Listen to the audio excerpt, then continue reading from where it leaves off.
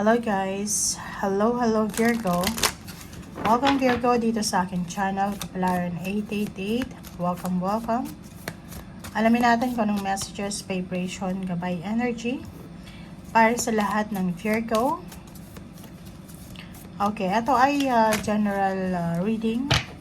So, tingnan natin Virgo kung ano yung mensahe na gusto mong ipahiwatig sa iyo ng ating baraha for the 12-12 energy reading. Ease and freedom. Okay. So, nakikita ko sa Virgo na to na sa buong buwan ng December, sobrang open yung portal sa lahat ng buhay mo. Like for example, nakatayo ka dito. Ito ikaw. May portal ng emotion, portal ng money, spiritual, and kung ano man ditong portal para sa'yo. Nakikita ko na bukas ang lahat. So, maraming papasok sa buhay mo. Brace yourself. Ay, handa mo yung sarili mo. Kasi, it's either pera, opportunities, possibilities, new job, new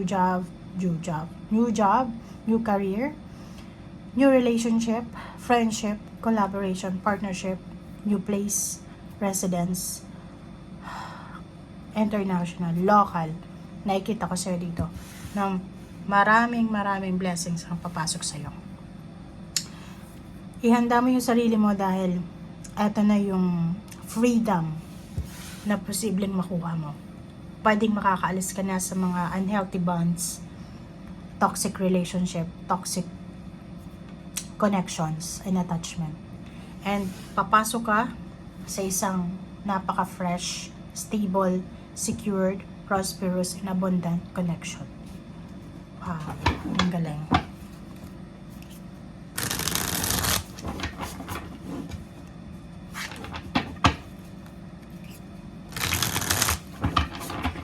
Nararamdaman ko sa'yo na full of celebration. Yung energy na to, nadala sa'yo ng 12-12. Sobrang happy. Diba?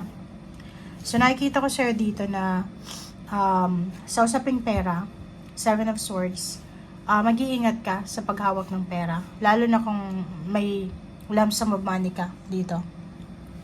Ibig sabihin, if may lump sum of money ka na hawak, may ipon ka, be careful of your password, bank account information, or anything. Kasi pwede kang ma-scam, lalo na Pasko na. So, maraming mga posibleng scammer around the area.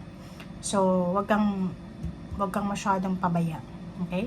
Meron ditong money, it's either gift or pwedeng yun, regalo, unexpected help na posibleng matatanggap ka, Virgo, bago dumating yung 2025. 99, so sinasabi sir dito na emotional wish plus financial wish ang posibleng dumating sa'yo. Kaya nga, diba, sabi ko yung portal mo is open, financial, emotional, spiritual, social, psychological, lahat open sa'yo. So, nakikita ko, isa sa mga wini-wish mo emotionally and financially, ang posibleng matupad.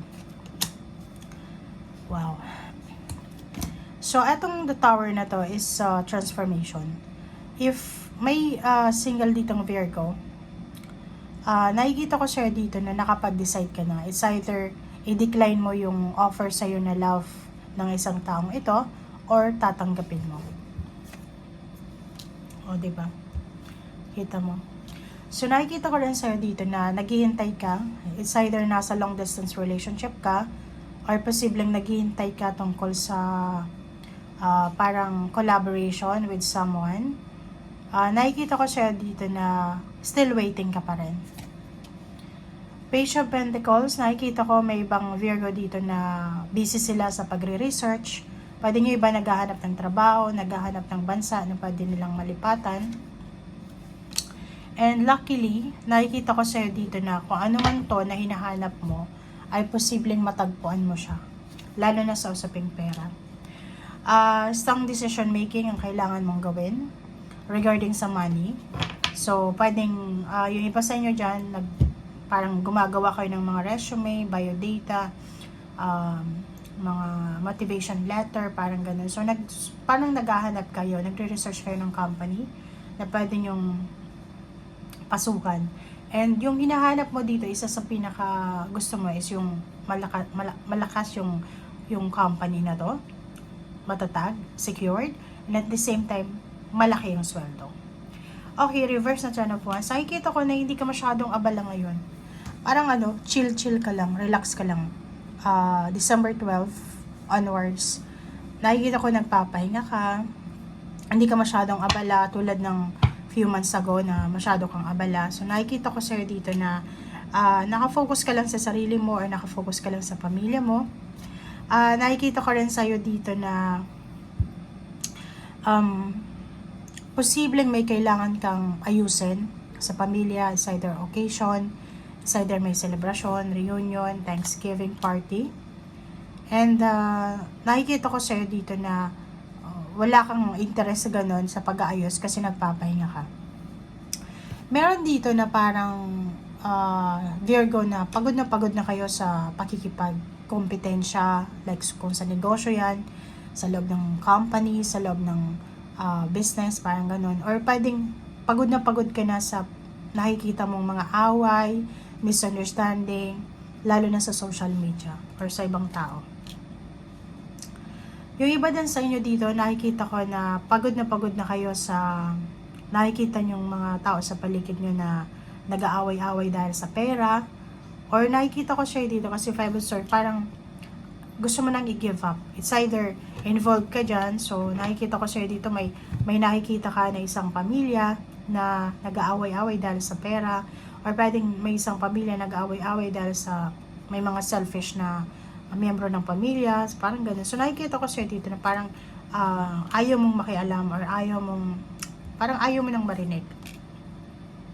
Okay. Yung iba naman sa inyo dito, merong reconciliation, merong recovery ng relationship, health, or merong mga mag-ex dito na posibleng magkabalikan, mabilis na magkakabalikan. Meron ditong issues from the past na posibleng maulit ulit, parang i-recall ulit. May iba sa inyo dyan na makakatanggap kayo ng regalo. May iba sa inyo dyan na naghihintay kayo ng lump sum of money, bonus, or 13-month pay.